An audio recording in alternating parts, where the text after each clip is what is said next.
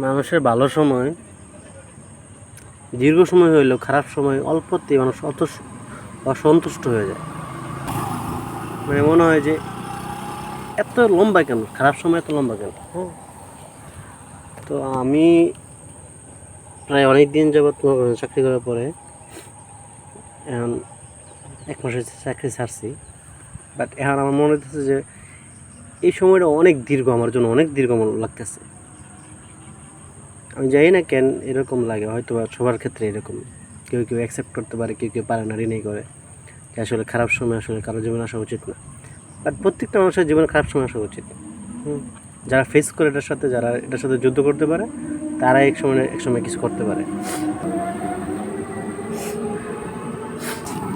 আর যদি মানে যুদ্ধ করার ক্যাপাবিলিটি না থাকে, হ্যাঁ, ওরকম যদি শক্তি না থাকে, তাহলে আপনি মনে করেন যে এই জায়গায় হারিয়ে যাবে।